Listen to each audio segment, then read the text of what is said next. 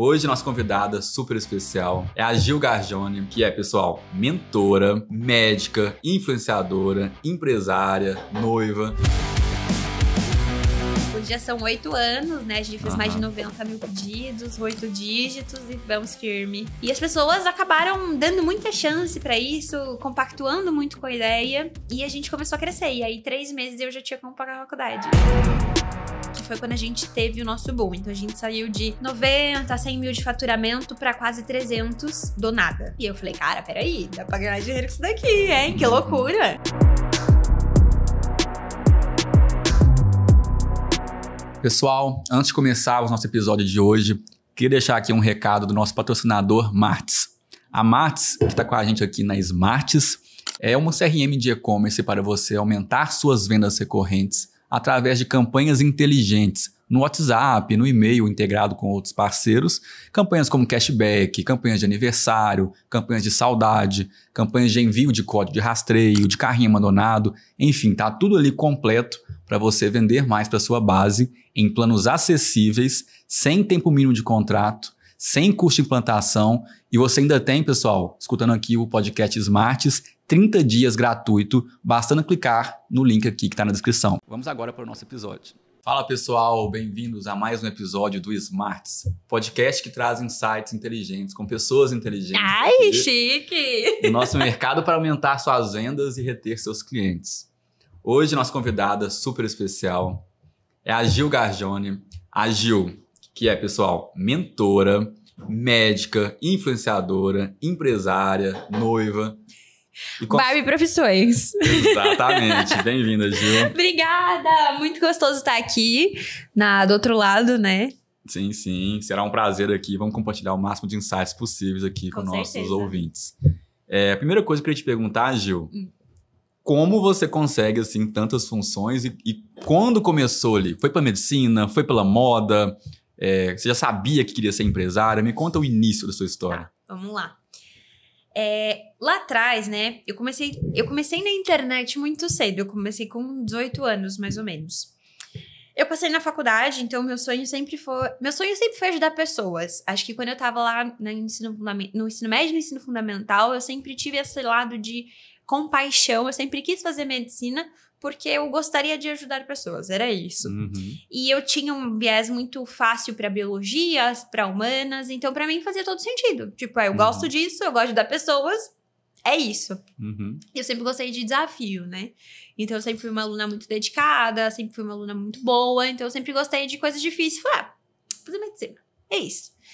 E aí eu estudei muito, passei na faculdade. Só que os meus pais passavam por uma fase muito difícil na época. Os meus 2 pais trabalhavam em grandes empresas e os 2 ficaram desempregados ao mesmo tempo. Então, pra gente foi um baque muito grande, porque... Você na faculdade, medicina? Eu tinha passado e eu tava naquela fase, e aí, vou começar. E aí eles perderam o emprego, os 2. E medicina é um curso caro, né? Medicina é um curso caríssimo. A gente tá falando naquela época de pelo menos 8 mil reais por mês, né? Então, e nem só isso, porque se fosse só a faculdade... Era muito caro já, mas ainda tem todos os a mais, né? Então, os livros são muito caros. Eu tive que mudar para Campinas, então a mudança era muito cara. Enfim, eram muitos gastos que não tinham a menor condição. E aí, é sempre aquela coisa, assim. Você pode estudar de novo e tentar passar numa pública, como você pode não passar, né? Porque todo mundo fala assim, porque você não desistiu e tentou mais um ano. Mas assim, você tentar mais um ano não é garantia nenhuma que você vai passar. Exato. Porque tem toda aquela pressão psicológica, então só piora o estresse, só piora a pressão mesmo no momento da prova, né? Então, abrir mão de uma vaga é muito difícil, assim. Então eu falei, não, eu passei em 3 faculdades. A faculdade que eu escolhi era a única que começava no meio do ano, isso era janeiro. Então, a faculdade que eu fiz, foi a PUC de Campinas, ela começava em agosto. Falei assim, beleza, tenho 6 meses pra dar um jeito, e é isso. Eu ia tentar alguma coisa. Mesmo que os meus pais se realocassem, não ia dar pra pagar do mesmo jeito. Então, era bem complicado. Aí, eu lembro que eu botei meu currículo no Vagas, sabe? Sei. Fiz um currículo, experiência nenhuma, no caso. Experiência, vontade de pagar a faculdade. Mentira, eu já tinha feito alguns estágios quando eu era adolescente em lojas de shopping, né? Então eu já tinha feito aqueles temporários de mês, sabe, para Natal. Já vendia desde nova, então, antes, né? Eu sempre quis ser independente. Então, desde nova, assim, quando eu tinha 16, 15 anos, eu arrumava trabalho nas férias e sempre fui pra ter o meu dinheiro e poder fazer as minhas coisas. E aí essa era a minha experiência, coloquei lá. Pra você ter ideia, eu já trabalhei em loja de sapato, já trabalhei em quiosque de cachorro-quente, já trabalhei... Enfim, muitas coisas. Mas assim, tudo picadinho, né? Essa era a minha experiência. Eu botei no Vagas e falei, beleza. Comecei a prestar um monte de entrevista e tal. E eu falava inglês muito bem na época, porque eu sempre fiz. E aí eu passei no concierge. Então eu trabalhava como atendente de telemarketing de concierge. E precisava de inglês e me destaquei super. E deu certo. E eu era um trabalho 6x1, ganhava um salário mínimo. Daquele jeito, você pode imaginar. E beleza, eu falei, é isso. Temos... Já falta agora só os outros 7 mil. Exato.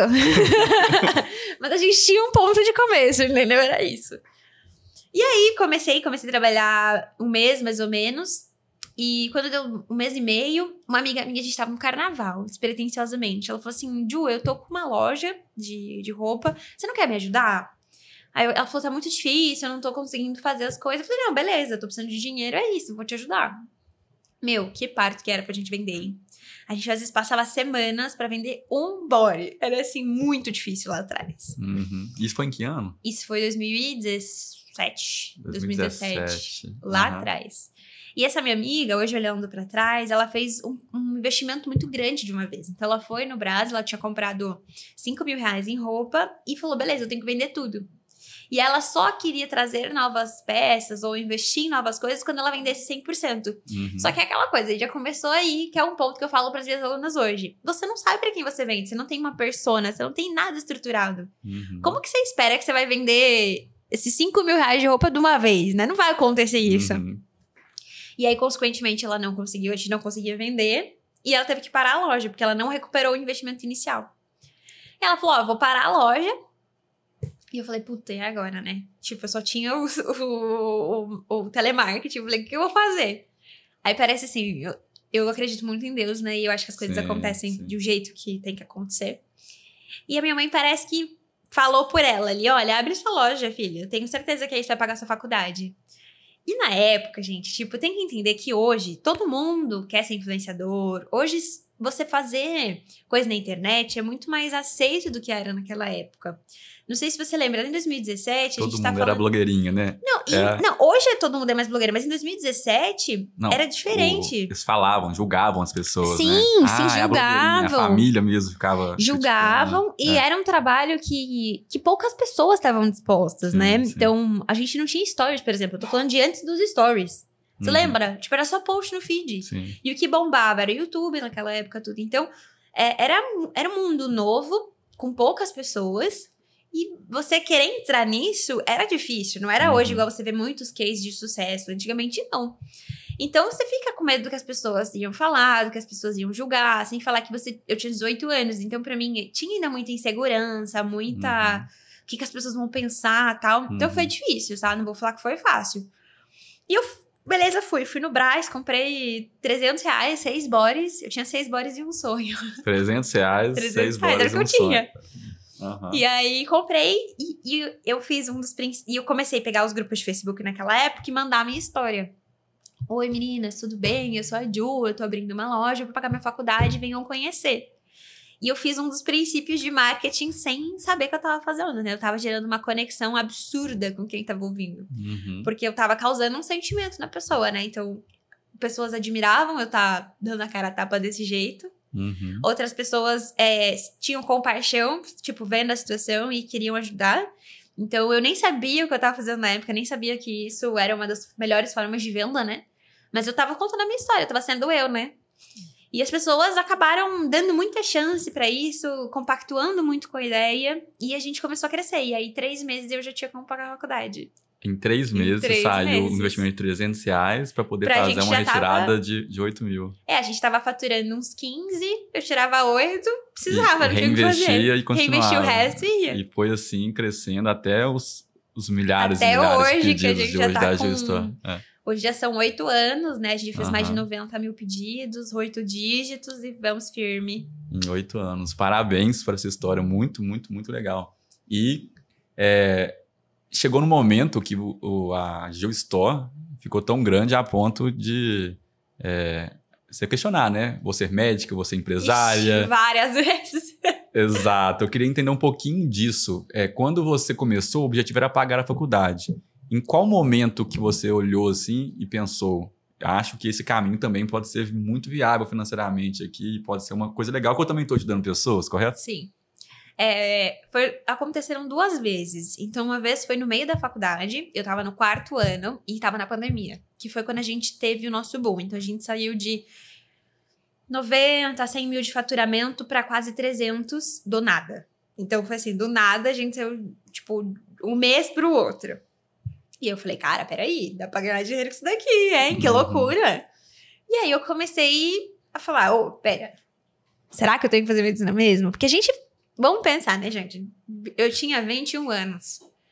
21 anos, ganhando tudo isso, faturando tudo isso, eu achava que eu tava rica, né? Tudo bem que hoje eu entendo que a gente no faturamento não é lucro, e assim, são coisas diferentes, mas na época, pra mim era muito dinheiro. Eu tava falando assim, gente, quanto que eu vou ganhar isso como médica? Eu falei, tá doido? Quantos plantões tem que fazer? Eu tava assim, tá doido. Horas de esforço na residência? Não, e você falava, pô, eu fico aqui o dia inteiro na faculdade, me matando de estudar, e quando que eu vou ter recuperar esse dinheiro, né? E aí eu falei assim, pera, acho que não vai virar, né? Acho que eu vou ficar só com a loja. Só que os meus pais sempre foram muito contra isso. Então, meus pais sabem que foi muito difícil pra eu me manter e sabem que foi muito difícil pra eu entrar, então eles nunca deixaram eu desistir. Eles falaram, não, você não vai desistir, você tá doida? Pagou tudo até agora, tá aqui ralando, tá no 4º já. Não, tá acabando. Não vai desistir, não. A gente te ajuda e tal. Foi aí que a minha mãe entrou mais forte na empresa pra me ajudar. E falou, não vai desistir. E eu agradeço muito só eles hoje, sabe? Porque eu entendo a preocupação deles, entendo a minha visão na época, entendo a preocupação deles.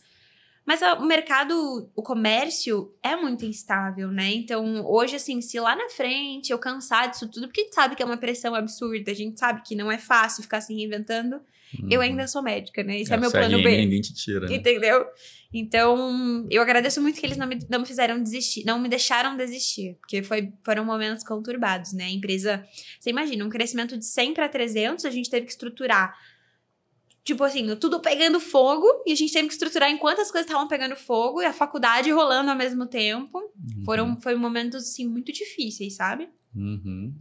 Mas fizemos. E o segundo momento que isso aconteceu foi quando eu terminei a faculdade. Porque aí eu fiquei pensando, eu falei assim, beleza, a loja, o propósito dela era pagar a faculdade. Agora que eu paguei, e aí? É a venda pela venda? Eu faço isso, eu acordo todos os dias, eu me esforço tanto só por dinheiro? Já chegou nesse ponto? E aí eu fiquei um pouco sem propósito. E foi quando eu comecei a criar conteúdo pra ensinar outras pessoas. E aí que tudo fez sentido, né? Porque lembra que eu falei lá atrás que eu sempre gostei de ajudar pessoas? Ajudar pessoas. Então, quando eu vi que o propósito da loja hoje, ele é muito além da gente vender e ajudar pessoas com autoestima, todo aquele papo que a gente sabe, é realmente transformar vidas como a loja transformou a minha. Então, eu achei hoje eu falo que o propósito da marca é isso, eu uso ela de case para transformar outras vidas. Então, lá é meu laboratório, eu testo e ensino as minhas alunas. Eu ia te perguntar exatamente isso. O que na medicina você acha que te ajudou a lidar com a sua outra vida de empreendedora, né? É ajudar pessoas no final, né? Ajudar pessoas, eu acho que na medicina, se a gente faz muito pelo lado financeiro, em vários momentos não vai fazer sentido, porque acho que a profissão medicina é muito romantizada, assim, a gente fala, todo médico é rico e não é bem assim, a gente vê como as coisas são difíceis, a gente vê a entrega do médico em prol do paciente, né, em várias situações, em várias ocasiões, e quando você se coloca na posição de mentora, você percebe, você vive exatamente a mesma coisa. Claro, em termos diferentes, mas é uma entrega absurda que a gente tem que fazer. Às vezes não faz sentido financeiramente o que a gente tá fazendo, mas a gente tá ali por um propósito maior, sabe? Então, eu acredito que a medicina não só me ensinou a ir atrás do meu propósito, como também a ser muito resiliente, né? Eu acho que passar por uma faculdade de medicina, passar por tudo que a medicina entrega é muito difícil. E a gente meio que cria uma casca, assim, de a gente vence qualquer coisa, sabe? Se eu enfrentei isso numa pandemia lá Exato, no meio do processo ali, né? Como que eu não vou enfrentar, por exemplo, uma crise, às vezes, como funcionário na empresa, né? Exato. Então, eu acho que cria uma casca muito, muito forte na gente, assim. Então, eu acho que uma história complementa a outra e eu não teria chego aqui onde eu tô hoje se não fosse por tudo que aconteceu, eu acho, assim, sabe? Porque eu nunca imaginei ser empresária, eu nunca imaginei ter loja de roupa, sabe? Nunca foi um sonho pra mim. Então, acho que as coisas aconteceram como elas precisavam ter acontecido. Sim. Loucura, Deus né? também, né? Eu acho que é loucura, né? Pensar, porque... Sim. Você vai ter que fazer uma faculdade de medicina pra descobrir que você ama ser empresária, que você é muito boa em desenhar roupa. Tipo assim, sabe? Quem faz isso? Legal, loucura. Boa. E vamos falar um pouquinho, então, dessa vida de empresária. Hoje, a Gil Store é um fenômeno. No começo, a gente foi crescendo. O que você acha que foi uma estratégia, por exemplo, além, obviamente, da pandemia, que fizeram as pessoas, né, olhar mais para o e-commerce, ficarem mais tempo em casa, mas quando chegou naquele momento ali, o que te fez continuar crescendo? Quais foram as estratégias, alguma campanha de marketing que você queria citar, que você te tirou ali, né, de um patamar que você estava, que era só pagar a faculdade, para crescer o tanto que você está crescendo hoje? Tá. Eu acho que hoje, o mais recente, assim, que isso aconteceu foram mais ou menos 2 anos. Eu vinha num platô da loja de manter um faturamento estagnado, eu não conseguia crescer, mas também não caía. Uhum. Porque a gente estava fazendo investimentos errados na parte de tráfego. Então, eu acho que eu não tinha muito cuidado. Também deixa eu contextualizar. Uhum. Todo o crescimento da loja foi enquanto eu estava fazendo uma faculdade de medicina integral. Então, assim, eu não tinha tempo de ficar olhando campanha a campanha. Eu não tinha tempo de entender realmente o que estava acontecendo, sabe? Uhum. E quando eu formei e eu saí da faculdade, eu comecei a olhar para os detalhes. Então, primeiro de tudo, eu aprendi que tudo é detalhe. Às vezes é um detalhe que você faz que te bota 50 mil, 100 mil a mais no bolso. É surreal. Então, eu comecei a prestar atenção nos detalhes. E um dos detalhes foram os detalhes das campanhas. E a gente chegou à conclusão de que todo o tráfego feito até então, ele não estava me trazendo novos clientes. Então, eu estava focando muito na recorrência dos clientes, então minha recorrência é altíssima, só que eu não tinha aquisição. E a gente até percebeu que a gente entrou na Martz, né? A gente usou super como para dar um parâmetro pra gente, porque a gente fez um trabalho de topo com o tráfego, Uhum. e aí junto com o funil dentro do nosso CRM, que é da Martz, e a gente conseguiu desenhar essa estrutura muito visível, assim. E aí a gente começou a focar muito na aquisição, não só na recorrência. Então, isso foi, assim, uma diferença surreal para o nosso faturamento, porque isso não era feito até então. Uhum. E às vezes a pessoa que está assistindo isso pode não saber do que eu estou falando. Então, se você não sabe como está a sua aquisição, sua recorrência, pode ter certeza que esse é um furo aí no seu negócio. Exato. Como era para mim. E é muito engraçado, porque também a gente, como dono de loja, a gente às vezes não sabe esses detalhes, porque a gente delega. Então, eu tenho uma agência, a agência faz por mim. Uhum. É isso, eu confio nele. Só que quando a gente não fica em cima, às vezes tem detalhes que passam despercebidos. Então, eu aprendi também a ficar muito em cima das coisas. Tem então, que conhecer, né? Pra tem poder que gerenciar, conhecer. Então, tá? a gente... E assim, lá atrás, ninguém ensina. Ninguém chega e fala, olha, pro seu gestor, você tem que ir atrás desse dado. Você tem que pedir pra ele fazer isso, isso e isso. A gente confia. Por ququê? Pra quem não faz tráfego, por exemplo, é um mundo difícil, entendeu? As pessoas não sabem como mexe.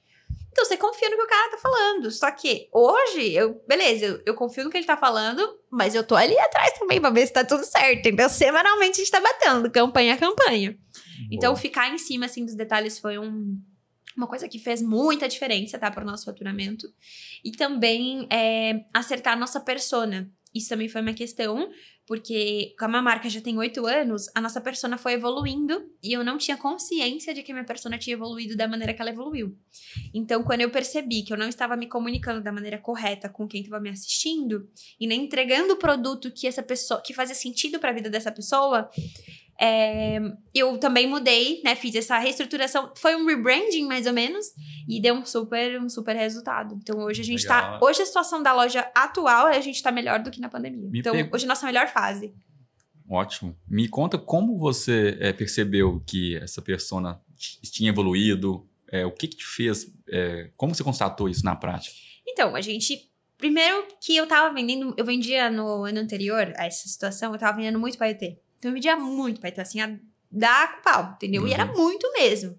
E aí, do nada, eu senti que o Paetê tava caindo. Tipo, começou a cair. E eu falava, poxa, mas ainda tá em alta o Paetê, né? Pela moda, ainda tá em alta. O que tá acontecendo? E eu fui numa médica, amiga minha, que não era amiga minha na época, e ela falou assim pra mim, eu adoro o G-Store, mas faz super tempo que eu não compro. Eu falei, sério, por quê? Falei, eu comprava muito Paetê antes seu, mas agora eu não tô saindo mais. Eu tô namorando e tal. Aí eu fiquei pensando. Falei assim, cara, será que as pessoas não estão comprando Paetê porque elas não estão saindo mais quando elas saíam antes? Só que pra mim, isso não era uma coisa óbvia. Porque como eu ainda tinha acabado de terminar a faculdade, eu ainda frequentava a festa universitária. Pra mim, ainda o mundo da noite, de final de semana, era muito comum. Só que para as mulheres da minha idade naquela época, não. Porque a pessoa já tinha se formado fazia uns 2, 3 anos. Então, ela não tava mais nesse pique de ir pra festa. Ela tava querendo se posicionar no mercado de trabalho como uma mulher independente. Então, o foco de roupa dela era outro. E eu não tinha percebido isso porque não era a minha realidade. Então, quando ela falou isso, eu falei assim, cara, será? Aí, beleza. A gente teve até um podcast aqui que foi sobre branding e minha cabeça explodiu. Eu falei, não, eu vou resolver isso. Comecei a fazer um estudo da minha persona, reestruturar, e eu percebi que era justamente isso. Não fazia mais sentido o produto que eu tava entregando. E nem a forma que eu me comunicava mais. Então, tem que sempre escutar o cliente, né? Então, mas é que às vezes a gente perde esse feeling, sabe? Porque às vezes pra gente faz sentido naquela hora, só que pra nossa pessoa, não. Então, eu poderia ter seguido com aquele produto se eu fizesse uma comunicação para um público mais jovem. Mas eu me comunicava com o público da minha idade, um produto que não fazia mais sentido. Entendeu? Então eu tava... Você escolheu acompanhar ele ao longo da vida. Pra mim esse é o que eu quero tocar aí na G-Store. Até pretendo um dia chegar na Vovó Store. Legal, parabéns.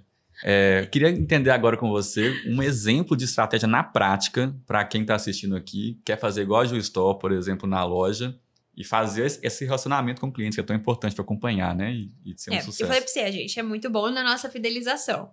Então, a gente tenta não só uma experiência muito boa do cliente, como manter o cliente ali próximo. Então, uma coisa que a gente fez recente, que foi colocar o nosso cashback, e a gente usa a Martins para isso. E foi muito legal, porque antes a gente usava um programa de pontos. E o programa de pontos funcionava, mas ele não funcionava tão bem quanto o cashback. Então, você que tem cliente, você quer que tenha essa recorrência, porque assim, quando a gente compra um cliente por uma campanha, por exemplo, a gente paga uma vez para ele estar ali e comprar com a gente. Depois, todas as vezes que você faz ele recomprar com você, sem você ter que gastar com marketing para isso, você está no lucro. Então, a gente tem que estruturar essa recorrência bem. E a gente tinha esse programa de pontos, só que o programa de pontos, ele fica confuso para o cliente. Então, o cliente, ele, não só na forma que usa os pontos, mas na forma que, quanto vale o real, quanto vale o ponto, é muito confuso. E eu vi esse case de marketing, de que os pontos eram confusos, eu falei, cara, eu vou colocar o cashback. Foi aí que a gente colocou pelo CRM, pela Martins. E assim, foi surreal a diferença de recorrência de compras com o cashback do que com o programa de pontos. O cashback, ele é muito mais fácil. Então, R$1 um cashback, ou enfim, como você quer estruturar. Então, o cliente tinha muito mais noção de quanto R$1 que ele gastava gerava de volta para ele. E, gente, quando a gente fala de... Você tem, por exemplo, chega uma mensagem pro cliente. Você tem R$50 de cashback. Se ele não usa, ele fica tipo assim, eu estou rasgando R$50. É muito forte, né, a percepção. É um apelo muito forte. É uma percepção de valor muito forte.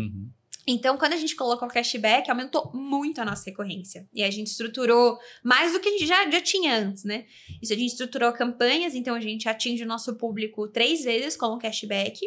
E aí a gente viu quanto tempo demora para um cliente recomprar na nossa loja. Demora 1 mês. Beleza, então vamos reduzir. Então vamos tentar impactar esse cliente em 20 dias, para ver se ele compra antes.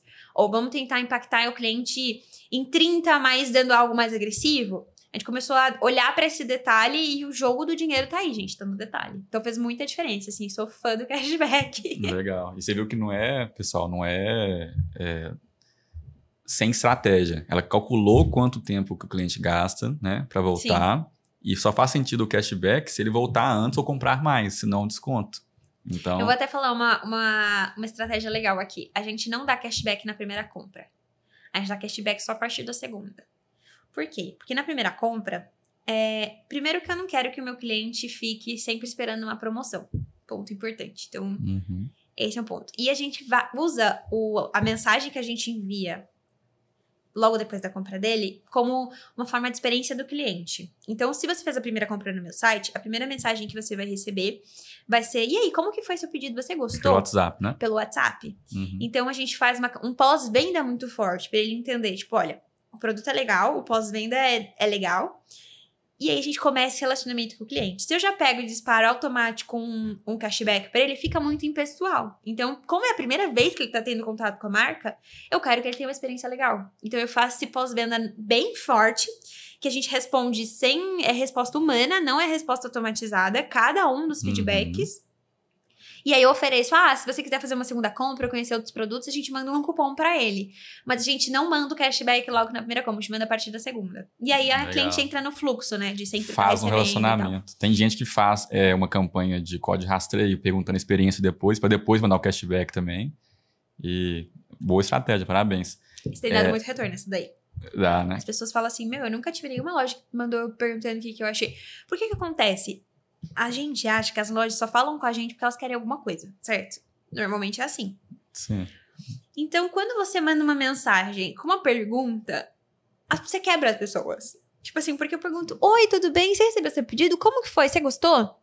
A pessoa fica tipo assim: peraí, ela realmente se importa com a minha opinião? Ela realmente quer saber o que eu achei? E como a gente manda muito pessoal, não parece um robô, apesar de ser um robô que dispara. E elas acham o máximo. Elas falam assim: eu nunca tive uma atenção igual essa de uma loja. Então isso fez, assim, a nossa experiência do cliente, e a gente gera feedbacks infinitos, né, também. E você pode, né, chamar o cliente pelo nome, mandar tudo de uma forma humanizada, usando um robô, e obviamente, usando a Martz, né? E obviamente, se o cliente responder, você pode responder de forma humana ali mesmo. O que eu mais gosto é mandar a mensagem do robô bem humana, assim, bem tipo não parecendo que é robô. Então, é isso aí. Mais estratégia pra gente conversar. Um exemplo, tem uma campanha que o pessoal faz muito, que é segmentar bem uma base para disparar uma ação específica. Por exemplo, eu tenho uma blusa, a pessoa já comprou ela no branco, não comprou no preto. Essa parte de segmentação de base para disparar usando canais, hoje você faz na G-Stock? Faço, e é uma coisa pouco explorada, né, pelas pessoas ainda, eu acho. Tudo bem que a gente é um pouco, às vezes, bem incisivo, né? Então, a gente tá bombardeando o nosso cliente pelo WhatsApp. Então, a gente tem que ter um pouco de cautela em como a gente faz isso e na frequência. Mas eu sou super fã desse tipo de campanha. Até porque, vamos pensar. Promoção todo dia, queima qualquer marca, certo? Só que, e se você fizer promoções para públicos nichados, sendo que um público não vai saber do outro? Entendeu? Então, por exemplo, eu vou fazer... O mês tem 30 dias. Eu vou fazer 30 ações diferentes, cada dia para um público diferente. E cada público vai ser impactado sem que o outro saiba. Então, você tem 30 dias rolando ações com picos de venda na sua loja, que a sua marca não está sendo queimada. Por quê? Só um público muito específico e nichado tá sabendo. Tipo assim, você zero o guerreiro do negócio, entendeu? É exatamente isso. Então, eu amo essa segmentação bem no detalhe. Mas isso as pessoas normalmente não fazem ainda. É uma coisa... É um jogo novo. É um jogo novo, usando o melhor canal, que é o WhatsApp, é sucesso, né? Boa. Nem vamos falar muito disso, senão os concorrentes vão copiar a estratégia. Vamos falar um pouquinho da parte de mentorias. Bora, além de tudo, pessoal, a Gil também é podcaster, tá? A gente tem um podcast, reconhece um pouco, né, o estúdio, né? Mas eu queria entender um pouquinho, conversando com as pessoas que você entrevista no podcast, conversando com as suas mentoradas, me dá um exemplo de uma dúvida muito comum, assim, que elas sempre têm e que você queria já avisar para todo mundo qual é a resposta para ganhar tempo de quem está começando, de quem quer chegar e ter uma loja igual a Gil Store. Cara, eu comecei, né, eu fiz o workshop essa semana, e uma das perguntas que eu mais recebi, eu fiquei chocada com a resposta. As pessoas, com a pergunta, né, as pessoas falavam assim: Gil, eu tô querendo começar um negócio, mas eu não sei se eu começo pelo físico e pelo online. Eu falei assim, não é possível ela tá perguntando isso. Aí eu fiquei assim, será? Aí perguntou uma, depois perguntou outra, aí perguntou terceira. Falei, peraí, gente, calma, vamos sentar. A internet é a rua mais movimentada do mundo, é o shopping mais cheio do mundo. Não tem nada como a internet. E as pessoas ainda têm essa percepção de que às vezes a loja física é melhor. Não desmerecendo a loja física, porque eu acho que ela tem um retorno muito positivo. Mas o investimento inicial que você tem que fazer numa loja física é muito diferente de uma loja online. E várias alunas ainda queriam começar por lojas físicas, onde elas teriam que pegar, tipo, empréstimos, fazer super pagamentos doidos pra conseguir abrir um negócio. E o online, não, vou fazer depois. Eu falei, gente, pera, não, vamos sentar. O online é custo zero, online é investimento zero, é só você querer, entendeu? É você abrir sua câmera e gravar e postar ali. Tipo, beleza, tem estruturas pra você estruturar e fazer um negócio profissional, existe um custo, mas não chega nem aos pés de um custo de uma loja física. Chocada. Nem acreditei quando eu vi essas perguntas. E foram várias, viu? Perguntando se era online ou físico. Se valeria a pena começar pelo online ou pelo físico. E pra gente que tá já no online... É muito óbvio que é online. Não, mas é muito... Eu fiquei impressionada, porque às vezes pra gente é muito óbvio, mas às vezes pro público em geral não. Porque eu fui esses dias no evento da Nuvem e eles estavam falando que só 16% do varejo está no e-commerce do Brasil. Sim. Gente, 16% é muito pouco. Ainda o físico é muito forte, mesmo pós-pandemia, que a gente viu tudo o que aconteceu. Então, o online tem muito para crescer ainda. E eu sempre falo isso para as pessoas. Hoje, se você pega, por exemplo, a China são 50%, quase 60% do mercado. 56. Então, imagina... Aí, ó, Fernando sabendo mais que eu. Então, aí quando chega, como que vai chegar o nosso? Então, a gente tá vivendo uma onda que quem não aproveitar vai ficar para trás. Muito bem. E qual é a dica, além de focar no online, que você pode dar para quem quer começar ali, seja até, além da resiliência, né? Que a medicina já ensinou. Acho que é isso. Mas, assim, escolher uma plataforma, escolher uma agência. O que você tende a passar, assim, nas suas mentorias, assim? Eu sempre falo pra gente começar com o que a gente tem. Então, assim, eu vejo que muitas vezes as pessoas querem começar com muito estruturado, querem começar com sites, querem começar com tudo com muita estrutura. E não tem necessidade. Claro, hoje o mercado tá cada vez mais competitivo, mas você precisa dar os primeiros passos e começar a girar a sua empresa pra gente querer profissionalizar. Você não vai ter o melhor site desde o primeiro dia, você não vai ter a melhor estrutura, a melhor equipe, a melhor sacola. Enfim, você vai melhorando. Só que as pessoas não querem passar pelo processo, elas já querem começar com tudo muito bom, do melhor. E aí você não tem faturamento que sustente esse custo de estrutura e de base, né? Então eu sempre falo para as alunas, gente, começa como você tiver, o que você tem. Você tem um espaço na sua casa? Não tenho. Tinha aluna querendo alugar, tipo, estúdios pra gravar conteúdo. Eu falei assim, gente, não tem necessidade disso. Tipo, pega uma parede branca. Fernanda, eu gravei por anos apoiando meu celular em cima da máquina de lavar. Tipo assim... Tipo, gente... É muito empecilho às vezes e não começa, exato, né? eu acho que um pouco é isso também, mas eu acho que um pouco também as pessoas querem pular etapas, sabe? Eu acho que você tem que fazer, ir começando e estruturando. Eu acho que é o processo, entendeu? Você não vai começar bom. Aí você vai ter um custo, por exemplo, de alugar um espaço pra gravar o seu conteúdo, sendo que... Primeiro que isso vai ser muito difícil, você querer ir lá pra gravar. Uhum. Depois vai ter um custo gigante, você ainda nem sabe gravar, você nem é boa nisso. Você vai estar pagando pra fazer um vídeo que não vai ficar legal, porque você não sabe fazer isso ainda, entendeu? E qual que é a importância de ser a cara da marca, igual você dá? Eu acho que hoje, mais do que nunca, assim... eu sempre fui a cara da minha marca, então antes disso ser moda, eu já tava aí. Uhum. Mas eu acho que é uma conexão muito grande que a gente faz com a nossa cliente, a gente humaniza a nossa marca, então a conexão desde sempre foi a base pra gente fazer uma venda.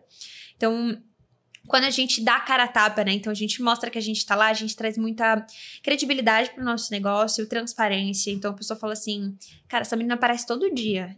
Se ela fosse dar um golpe, se ela fosse ter um produto ruim, ela não ia ficar lá todo dia aparecendo dando a cara dela tapa. E é isso que as grandes marcas estão fazendo agora, né? Então, se você pegar os grandes CEOs, o moço da Havan, o Xandão da Cacau Show, o João Adib da CIMED, são pessoas que são bilionárias e elas estão aparecendo, por exemplo, no TikTok todo dia. Uhum. Tipo, eles precisam disso? Não precisam disso, mas qual foi o posicionamento que trazer os fundadores como cara da marca trouxe pra eles, né? Então, muito mais, não só autenticidade, eles se destacam muito no mercado. Se você pensar o mercado farmacêutico, por exemplo, hoje, quem são os fundadores que a gente conhece? Pouquíssimos. Praticamente que estão ali, mesmo. entendeu? E ele saiu na frente. E ele ficou super conhecido pela massa, entendeu? Só porque ele tá lá mostrando a família dele do que ele quer, né? Porque a gente acha às vezes, é muita exposição. Mas a gente mostra o que a gente quer. E ele tá 100% mostrando o que ele quer ali. Então, eu acho que, além de trazer essa credibilidade, essa transparência, eu acho que te destaca muito no mercado e você cria essa conexão com a sua cliente que não tem preço, assim, sabe? Realmente a pessoa se sente parte do processo, ela se sente próxima a você, as minhas clientes às vezes sentem que são minhas amigas. Não precisa, né? Tem que quebrar também um preconceito, tem um mito, né, no mercado. Tem muita gente que fala, para trabalhar com moda e ser influenciadora de moda, tem que ser uma pessoa jovem, tem que ser uma pessoa bonita, só que tem que humanizar, né? Me conta um pouquinho sobre isso. E nem isso, tipo assim, por exemplo, se você é um pouco mais madura e você tem uma roupa para mulheres mais maduras, faz sentido você ser uma mulher jovem vendendo roupa para elas? Não faz sentido, porque você tem que ser e conectar com quem tá te assistindo. Se eu fizer conteúdo para mulheres mais velhas, elas não vão querer comprar de mim. Elas vão falar, essa loja só tem roupa pra menina, entendeu? Então, é meio que você tem que aparecer pro seu público se fizer sentido pra ele, é isso, sabe? Eu acho que é... Legal. E não importa a sua idade, por isso que eu brinco, quando eu for vovó, eu vou ser a vovó Star, e eu vou estar lá, e vou vender roupa de vovó. E as vovó vão me assistir, entendeu? É isso. Boa, Gil. Pra gente concluir, eu queria entender como você vê, quais são as tendências do e-commerce, né? Você tá já num super escalada como Gil Store, qual que é o futuro do e-commerce? Como você se planeja para continuar evoluindo? Tá. Agora a gente tá até comentando, né? Vai entrar forte o TikTok Shop nas próximas semanas. Então, eu acho que vai revolucionar o mercado. Não sei como que isso vai ser em termos de custos pra gente, né? Porque a gente tava até conversando. Hoje, o investimento de tráfego é 100% na Meta e no Google, né? Então, quando a gente tiver mais uma forma de investimento, como que a gente vai diferenciar isso? Qual vai ser o retorno que isso vai trazer? E é uma outra questão. O anúncio que funciona na Meta não vai ser o mesmo anúncio que vai funcionar no TikTok. Então, vai revolucionar tanto a criação de conteúdo como a escala mesmo, né? Eu acho que o TikTok hoje ele já tem uma potência de escala muito grande. E quando ele vier com os ads e o shop dentro muito forte, eu acho que, assim... Quem estiver preparado vai conseguir ter uma super oportunidade de crescimento. E você tá preparado no TikTok, não tá? Na parte de mentorias, eu sou melhor no TikTok. Eu ainda acho bem difícil posicionar marca no TikTok. Não é fácil. Então, ainda... Você tem que testar muitas coisas, tem que ver o que funciona para o seu público. Eu ainda tô testando algumas estratégias lá. Mas eu vou me posicionando como dona da marca e vendendo o produto ao mesmo tempo. Boa. Então, queria te agradecer obrigada pelo a você. tempo. Estou muito feliz. E para quem quiser conhecer seu trabalho, além de comprar na Gil Store, puder divulgar, então, por favor. Meu Instagram é Gil Gargione. Lá eu ensino sobre e-commerce, estratégia, um pouco de tudo. Só pesquisar no seu Instagram, Gil Gargione. Isso, tem as roupas, tem a mentoria. Vem ser da nossa turma, se você quiser. Então é isso, pessoal. Quem quiser compartilhar com algum amigo, amiga que queira receber essas dicas aqui, que você sabe que pode estar ajudando, é só divulgar. E nos vemos no próximo episódio da Curte, comenta, compartilha. Curte, comenta, compartilha, tá vendo? O podcast me ajudando. Até a próxima. Tchau, tchau. Tamo junto. Tchau, tchau.